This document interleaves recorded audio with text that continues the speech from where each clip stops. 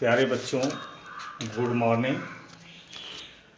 पिछले पार्ट्स में हमने आपको कूलम्स लॉ बताया था और कूलम्स लॉ बताने के बाद कुछ छोटे छोटे पॉइंट्स हम आपको बता रहे थे जो आपने नोट किए हैं।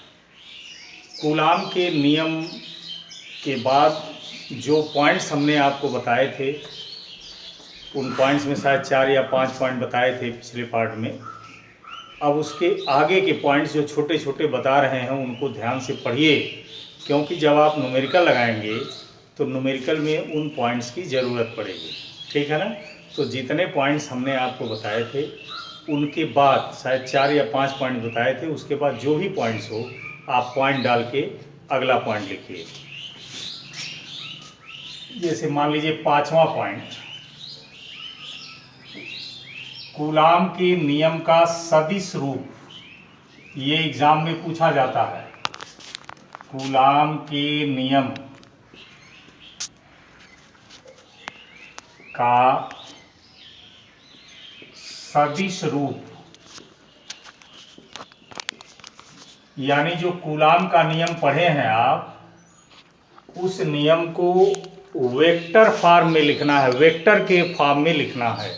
जो कूलाम का नियम आपको हमने बताया है उसको वेक्टर फॉर्म में कैसे लिखेंगे, ये जानने के पहले एक छोटी सी चीज़ कि कूलाम का नियम हो या भौतिक विज्ञान का कोई भी सूत्र हो,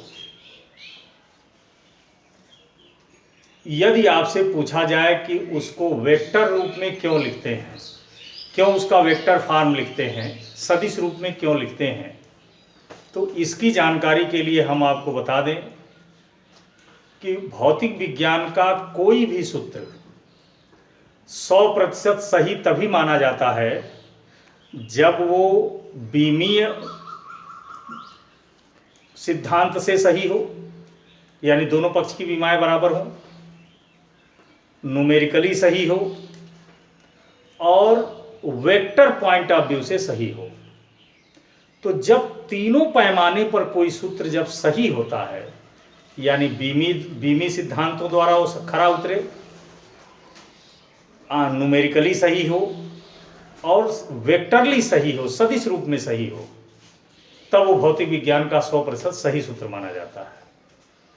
कूलाम का नियम जो हमने आपको बताया है कि F is equal to 1/4 pi epsilon naught Q1 Q2 upon R², या यहाँ चाहिए तो K भी लिख लीजिए। ये जो कूलाम के नियम का सूत्र है ये डायमेंशनली सही है। बीमा के सिद्धांत से चेक करेंगे तो ये सूत्र सही है, न्यूमेरिकली भी सही है, लेकिन वेक्टर पॉइंट ऑफ व्यू से ये सूत्र सही नहीं है। क्योंकि वेक्टर पॉइंट ऑफ व्यू से जो सूत्र सही नहीं होते हैं वो फिजिक्स के 100% सही सूत्र नहीं होते हैं। इसलिए यदि फिजिक्स का, भौतिक विज्ञान का कोई सूत्र 100% सही लिखना है तो आपको वेक्टर विधि द्वारा भी उसे खरा उतारना पड़ेगा, सही करना पड़ेगा। तो किसी भी सूत्र को, किसी भी फार्मूला को वेक्टरली करेक्ट करना, सदिश रूप से उसे सिद्ध सही करना ही सदिश रूप लिखना कहलाता है। यानी यदि आप किसी से, कोई कहे आपसे कि सदिश रूप लिखने का मतलब क्या है, तो आप बता दीजिए कि इस सूत्र को हम वेक्टरली करेक्ट कर रहे हैं, यानी सदिश रूप से ठीक कर रहे हैं। तो कोई भी सूत्र जब सदिश के सिद्धांतों के अनुरूप हो जाता है, सूत्रों में जब सदिश वेक्टर के रूल, वेक्टर के नियम लागू होने लगते हैं, तो वह वेक्टरली भी करेक्ट हो जाता है। और जब सूत्र वेक्टरली भी करेक्ट हो गया तो वह भौतिक विज्ञान का 100% सही सूत्र माना जाता है। अब वेक्टरली करेक्ट हम करते कैसे हैं, एक कूलाम के नियम को ही देखिए। तो कूलाम ने बताया था कि दो बिंदु आवेशों के बीच लगने वाला बल F equal to 1/4 pi epsilon naught के Q1 Q2 अपान R² होता है। अब आप देख रहे हो कि इस सूत्र में जो बाएं तरफ की राशि है F बल, वह एक सदिश राशि है, इसलिए इस पर एरो लगा दिए। दाहिने साइड में कोई राशि सदिश नहीं है, इसीलिए हमने कहा है कि यह सूत्र वेक्टरली करेक्ट नहीं है, क्योंकि इस सूत्र के एक पक्ष में तो सदिश राशि है लेकिन दूसरे पक्ष में कोई सदिश राशि नहीं है, इसलिए ये सूत्र वेक्टर के नियम से, सदिश के नियम से सही नहीं है। और किसी भी सूत्र को सदिश के नियम से सही करना, वेक्टरली करेक्ट करना ही वेक्टर फॉर्म लिखना या सदिश रूप लिखना कहलाता है। अब इसको सदिश रूप में लिखने के लिए हम करेंगे क्या कि यह जो r है इसी के एकांक वेक्टर से गुणा कर देंगे, r के एकांक वेक्टर से गुणा कर देंगे। इससे फायदा क्या होगा कि ये है एकांक वेक्टर, इसका परिमाण है 1, तो किसी मान में यदि 1 से हम गुणा कर दें तो उस पर कोई फर्क पड़ेगा नहीं। हाँ, एक फायदा हो गया कि ये सदिश है और ये अदिश है, तो सदिश में जब अदिश का गुणा करते हो तो जो राशि मिलती है वो सदिश होती है। और यहाँ देख रहे हो कि ये सदिश हो गया, ये पूरा अदिश है और इनका गुणनफल एक सदिश राशि है, इसका मतलब यहाँ वेक्टर रूल लागू हो गया। अब आप पढ़े होंगे फर्स्ट ईयर में कि किसी भी वेक्टर का एकांक वेक्टर निकालना हो तो उसके वेक्टर में उसके परिमाण से भाग दे देते हैं। यानी r का एकांक वेक्टर निकालना हो तो वेक्टर r में r के परिमाण से भाग दे देंगे। अब एकांक वेक्टर r की जगह ये मान यहाँ रख दीजिए, तो ये हो जाएगा वेक्टर f बराबर 1/4 पाई एप्सिलॉन नॉट के Q1 Q2 अपान ये r स्क्वायर है, ये नीचे r क्यूब हो जाएगा इंटू वेक्टर r।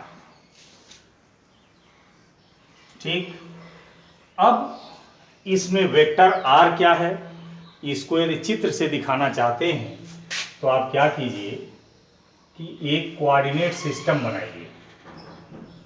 मान लीजिए कोऑर्डिनेट सिस्टम का x अक्ष है, ये y अक्ष है और ये z अक्ष है। ठीक है, ये x अक्ष है, y अक्ष है, z अक्ष है। मान लिया कि एक बिंदु आवेश प्लस Q1 ए बिंदु पर रखा है, एक दूसरा बिंदु आवेश प्लस Q2 बिंदु बी पर रखा है।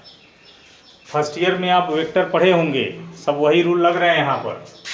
तो बिंदु ए पर आवेश Q1 रखा है, बिंदु बी पर आवेश Q2 रखा है, तो बिंदु ए का पोजीशन वेक्टर मान लिया हमने R1 है और बिंदु बी का पोजीशन वेक्टर हमने मान लिया R2 है।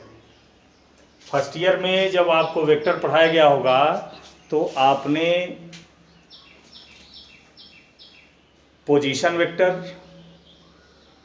जिसको स्थिति सदिश कहते हैं, विस्थापन सदिश यानी डिस्प्लेसमेंट वेक्टर, ये क्या होता है, कैसे निकाला जाता है, ये सब फर्स्ट ईयर में पढ़ाया गया होगा आपको। तो मान लीजिए बिंदु ए का पोजीशन वेक्टर R1, बिंदु बी का पोजीशन वेक्टर R2 है और ए और बी के बीच एक एरो लगा दीजिए, तो यही विस्थापन वेक्टर है, इसको हम R से लिख रहे हैं। और जो विस्थापन वेक्टर R होता है वह R2 माइनस R1 के बराबर होता है। ये आप पढ़े हो फर्स्ट ईयर में।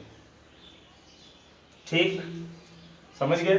तो आप चाहे भी अगर किसी वेक्टर जैसे वेक्टर R है तो वेक्टर R के परिमाण को R से भी लिख सकते हैं, या ये तो वेक्टर R है, ये वेक्टर R का परिमाण है, तो अब इसको आप ऐसे लिखिए F is equal to 1/4 pi epsilon naught के Q1 Q2 अपान, ये चूंकि वेक्टर R है और ये वेक्टर R का परिमाण है तो वेक्टर R का परिमाण ऐसे भी लिखा जाता है और इसका whole cube into vector R। ठीक है, और वेक्टर R का मान यदि निकालना हो तो यहाँ से निकल जाएगा। बहरहाल यदि आपसे एग्जाम में पूछा जाता है कि कूलाम के नियम का सदिश रूप लिखिए तो आप ऐसे सॉल्व कर लीजिएगा, ये फिगर बना लीजिएगा। ठीक है ना। एक बात मैं कह रहा हूँ कि जो बच्चे फर्स्ट ईयर में कायदे से वेक्टर नहीं पढ़े हैं वो फिर एक बार पढ़ लेंगे, क्योंकि कूलाम के नियम के जितने सवाल हैं, अगला चैप्टर जो वैद्युत क्षेत्र की तीव्रता पढ़ाएंगे उसमें जितने डेरिवेशन या सवाल हैं वो सारा वेक्टर ही है। वेक्टरों का वियोजन, वेक्टरों का जोड़ना, ठीक है ना, डॉट प्रोडक्ट, क्रॉस प्रोडक्ट। तो ये ध्यान दीजिएगा बेटा, जो लोग नहीं पढ़े हैं वो लोग फिर दोहरा लेंगे, नहीं तो समझ में नहीं आएगा फिजिक्स। ठीक है ना। तो इसको नोट कर लीजिए, कूलाम के नियम का सदिश रूप। ये 5वां पॉइंट या जो भी हो। इसके बाद कुछ और छोटे छोटे पॉइंट्स हैं, उनको नोट करिए, तब ये हेडिंग खत्म करते हैं।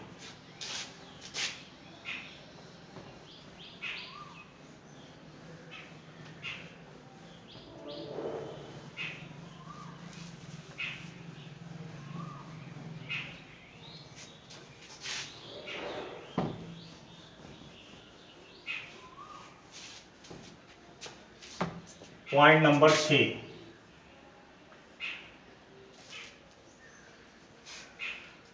पॉइंट नंबर 6 में लिखिए, कूलाम का नियम एक व्युत्क्रम वर्ग नियम है।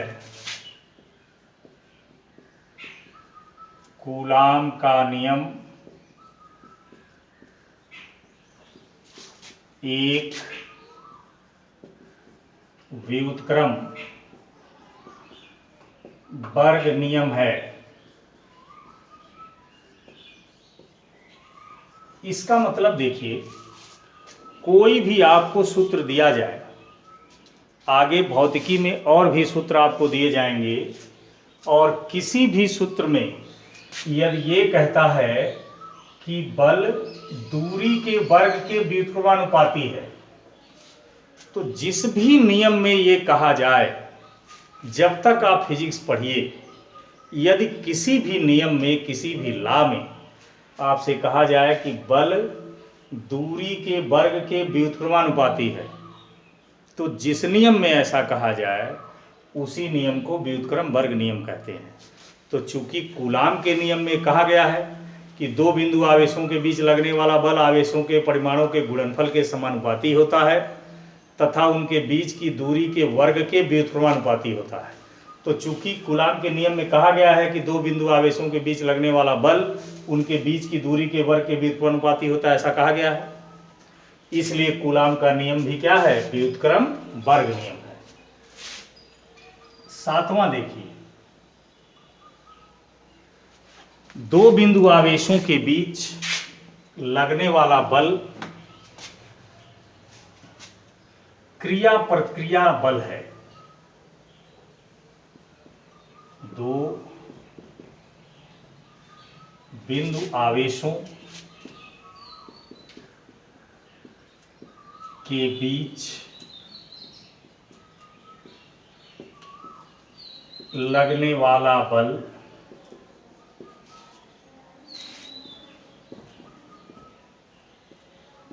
क्रिया प्रतिक्रिया बल है। क्रिया प्रतिक्रिया बल है। इसका मतलब क्या हुआ कि जैसे मान लीजिए आपको दो बिंदु आवेश दिए गए, एक Q1 एक Q2। मान लीजिए एक धनावेश है एक ऋणावेश है, ये बिंदु A पर रखा है, ये बिंदु B पर रखा है।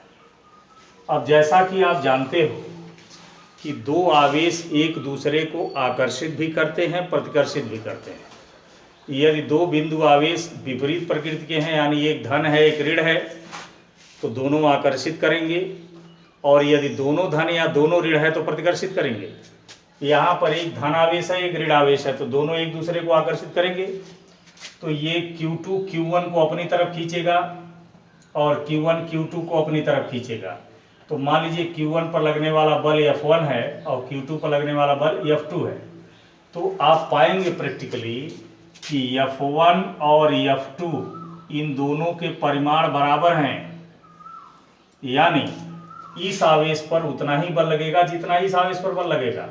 इससे साफ होता है कि दो बिंदु आवेश एक दूसरे से कुछ दूरी पर रखे हों तो दोनों एक दूसरे पर बराबर बल लगाते हैं।